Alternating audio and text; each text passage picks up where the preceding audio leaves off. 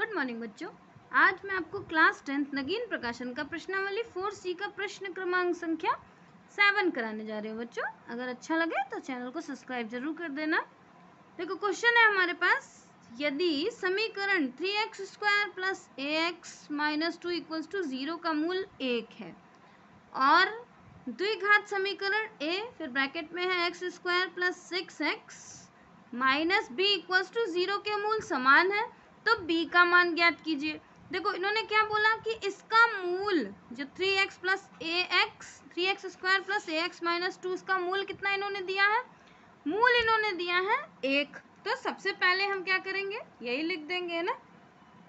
यहाँ हमने लिखा कि माना 1, क्योंकि 1 जो इन्होंने दिया है 1, इसको ब्रैकेट में लिख दो।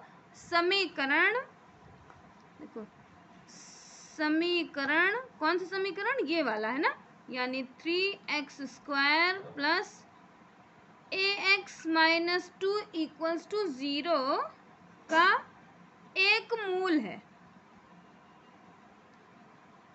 एक मूल है। ये हमने लिख दिया क्योंकि इन्होंने दिया है ये हमारा मूल है, तो इसका मतलब एक इस समीकरण को संतुष्ट करेगा, तो लिख दो अतः एक समीकरण को संतुष्ट करेगा, संतुष्ट करेगा। अब देखो, अब जो इस समीकरण है इसमें हर x की जगह पर हम 1 रखेंगे, तो हमारे पास कितना हो गया, अतः देखो ये है 3, अब x की जगह पर हम कितना रखेंगे 1, तो 1 उसका स्क्वायर प्लस a फिर देखो x है ना, x की जगह पर 1 रखा माइनस 2 इक्वल्स टू 0।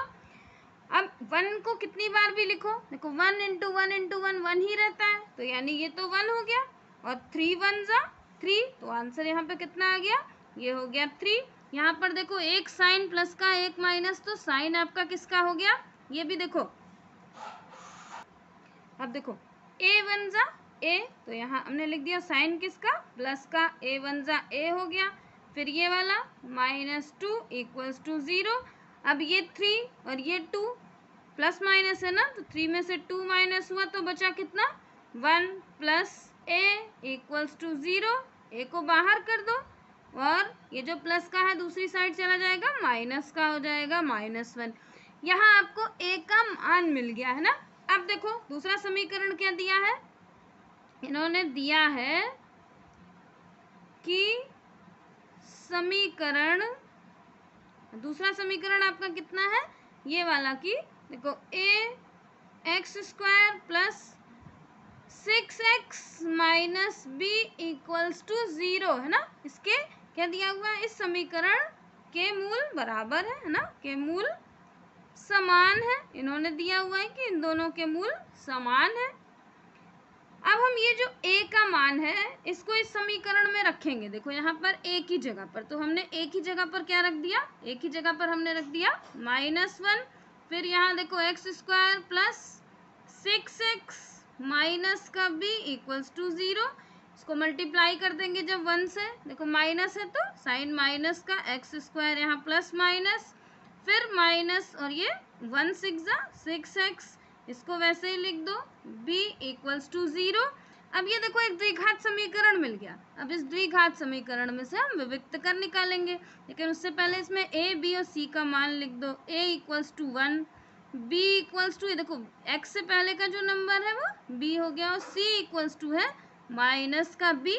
अब विविक्त कर का फॉर्मूला होता है आपका, विविक्त कर को d से डिनोट करते हैं, इसका फॉर्मूला होता है b² माइनस 4ac है ना। ये विविक्त कर दो। अब वैल्यू पुट कर दो इसमें, b का मान कितना है यहाँ पर -6 उसका स्क्वायर फिर 4a की वैल्यू और c की वैल्यू हमने पुट कर दी। सॉल्व कर दो, देखो -6 को -6 से मल्टीप्लाई करेंगे तो माइनस माइनस खत्म हो जाएगा और 6 6 जा 36 हो जाएगा।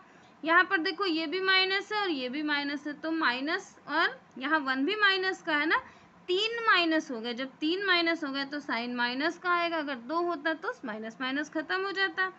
ये हो गया आपके पास, देखो 4 1 जा 4 और उसको b से मल्टीप्लाई करा तो हो गया हमारे पास 4b। ये अभी d के बराबर में चल रहा है आपका, है ना। फिर इसी माइनस इसको 4b को बाहर कर लो, हमने कर लिया इसको माइनस, यहाँ से ये हटा दो, माइनस 4b जब बाहर हो गया, देखो इक्वल के बाहर, ये हमारा इक्वल के बाहर आ गया ना ये इधर, तो ये जो प्लस का नंबर है ये इधर चला गया, माइनस का हो गया 36। देखो ये अभी इक्वल का नंबर है, यहाँ ये इक्वल समझ लो यहाँ लगा हुआ है, ठीक है। ये d की जगह पर, d की जगह पर हमने क्या रख दिया, -4b। ये इधर अब b को बाहर कर लो, माइनस का 36 और नीचे माइनस का 4, माइनस से माइनस कैंसिल, 4 1 जा 4 9 जा 36। b का मान कितना आ गया, 9। ये इन्होंने पूछा था बच्चों। अगर कुछ कहीं को समझाने में कुछ लगे आपको कि नहीं समझ में आ रहा है तो कमेंट बॉक्स में कमेंट करके बताना, मैं आपको फिर से एक्सप्लेन कर दूंगी। और अगर अच्छा लग रहा हो, समझ में आ रहा हो तो मेरे चैनल को सब्सक्राइब जरूर कर देना। बाय बच्चों।